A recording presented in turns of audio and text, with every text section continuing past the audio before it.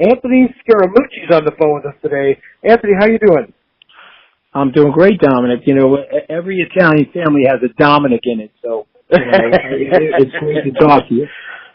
Tell me some of the business ventures that you're currently working on. Like, what are you promoting? What do you got coming down the pike? What do you got going on right now? I'm in my 14th year at Skybridge Capital. And then, of course, as you know, when the president won election in 2016, I was named as OPL director, but then Reince Priebus blocked me from that job.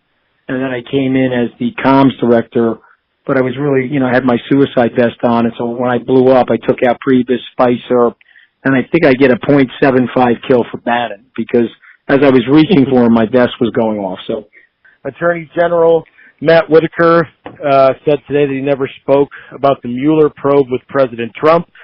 Do you find this statement hard to believe, or do you have any inside information about this topic?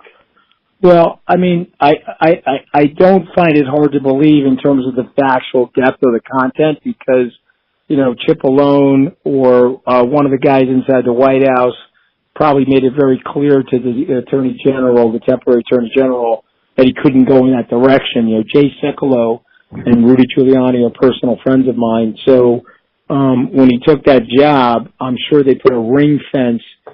Curtis Flood is also in there working for the president in the White House. He worked for President Clinton on his investigation, and so I don't find that hard to believe. I find that to be sort of the protocol that I have come to understand around the president. Okay.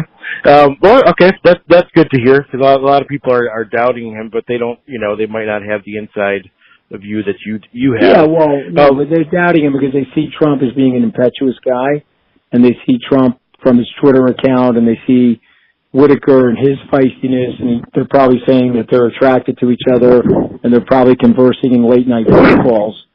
But if you really understood the White House apparatus and the operation around the president, there's 5 or 6 hockey goalies around the president to protect him, and so I'm pretty sure what Matt's saying is the truth. What are some things that Alexandria Ocasio-Cortez has said that are right and some things that she said that are wrong? Well, I mean, she's 100% right on the campaign finance situation where she goes into her soliloquy explaining how you can buy and sell politicians in Washington. She's 100% right about that, so I give her credit for that because she's speaking truth to power. Where she's wrong is that she's just a misinformed person as it relates to economic policy and incentives and things like that. So, she has a very simplistic view. If she says, I want to tax somebody at 70% if they're making over $10 million, a simplistic point of view would be, well, you're making $10 million, so you don't really need the 11th or 12th million. But that's not really how the capitalist system works. What happens in the capitalist system is you decide not to deploy capital into that venture capital investment or into a risk-based situation if the return on the risk is going to go to the government and only 30% of that return is going to go to you. So the irony is she's costing people jobs by putting taxes at that level. Venture capitalists around the world, myself included, would say, I'd rather not make that investment if I can't get the return off of it, and then maybe 150, 200 jobs that could have happened don't take place. So she has to remember that capitalists do not have their money in their backyard swimming pool. All of my money is invested in Skybridge. There's 80 people working here, and Skybridge is paying all 80 of these people's health insurance for their families and so forth. And so my money's at work. I'm worth a decent amount of money, but it's invested in the business. It's not sitting in my swimming pool in $100 bill notes. Should Governor Ralph Northam resign due to his racist photos? Well, I understand why he's not resigning, but yes, I do think he should resign because in our society today, 2019, he's not handled this thing well. He's basically like, I'm a white racist cracker, get over it. And he got to the podium and basically said, look, this happened 25 years ago, and I was born in a racist family, and there was systemic racism in our state, but now I'm an enlightened person. And he sort of pulled a George Wallace move post-enlightenment of George Wallace, I think he'd be in a better situation. But he's basically, other than a brief, I'm sorry, let's get back to work, he's really showing his true colors. I mean, the guy's a full-blown racist. So for me, I'd like to see him resign. What do you think Sarah Huckabee Sanders can improve on to do a better job as press secretary?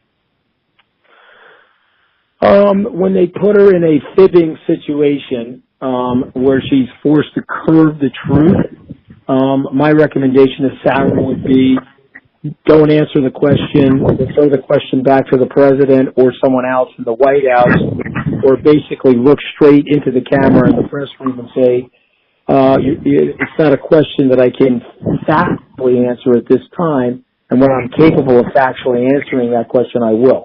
So what I don't like what's happening to Sarah now is that she's being forced into a box where sometimes the facts are going through a prism and they're coming out of the White House in a reality distortion field, and I don't want to see her hurt her credibility because I think she's a wonderful person. Will you consider running for president in the 2020 election? Oh, okay. So you want me to run against Trump? Is that what you're saying? I mean, would you ever, if you started to gain momentum, would you ever agree to do it? Well, listen, I'm loyal to the president, so I would never run against President Trump. I'm just being honest with you because I like him personally. I've known him for 20 years. I mean, I'm not in love with every aspect of him, and trust me, he's not in love with every aspect of me. But, if I was really thinking about ever running for a political office, I'd have to get my wife on board. You may or may not remember this, but I got tabloided pretty heavily when I got blown from the White House, and Deirdre and I were close to getting a divorce. And so, first thing I did was go to repair that marriage, Dominic. And thank God I did. I've got 5 children, 2 beautiful children with her. And so, I don't know if I could put my family through that stress, but, I'm not going to ever foreclose running for office because I'm not like a politician, right? So what would a politician say? Oh, I'm not running, and then they run. Like Elizabeth Warren was saying to people she wasn't running until all of a sudden she decided to run. It's all of this typical conventional nonsense that the American people are tired of. But here's the thing I would say. I'm a loyal friend. Even though I got fired from the White House, I sort of stayed very loyal to the agenda. And you may not have seen this in the news, but I had lunch with General Kelly last week, and so him and I buried the hatchet, and I feel good about it, and I hope he feels as good about it as I do. Who do you think would be the toughest Republican candidate for Trump to compete with in the 2020 election? Well, the consensus is Mitt Romney, but I don't think Mitt would run, and I also think he'd have a very hard time dealing with President Trump because President Trump is the Ronnie Lott of verbal contact. Okay, I've never seen anybody hit somebody as hard as he hits them. You know what I mean? And so what I would say to people is who's ever running against President Trump is going to have an internationally recognized nickname for the rest of their lives. And so you got to be very, very careful. And then if you look at the Republican Party polling on Trump, even though the media hates him, the Republican Party, he's got almost like an 85-90% approval rating among registered Republicans. So I predict that no other Republican is going to primary him because of that. It's possible that you could get an independent to enter the race, but I can just tell you this: if Howard Schultz decides to run, then you got to take the probability of the president getting reelected almost to 100%. Who do you think would make the strongest Democratic candidate for the 2020 election?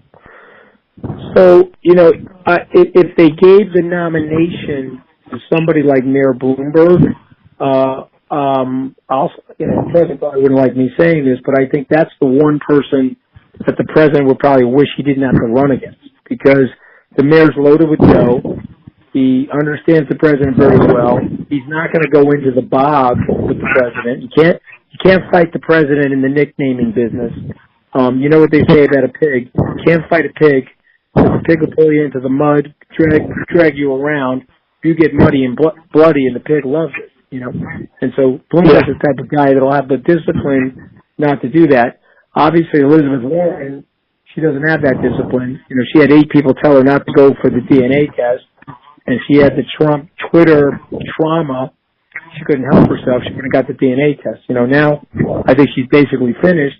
And again, she's finished because she's so sanctimonious and so righteous. You know, the president, you know, he's got the Access Hollywood tape. He's got Stormy Daniels. Maybe he has a partly cloudy Daniels in there too. Who knows what he has?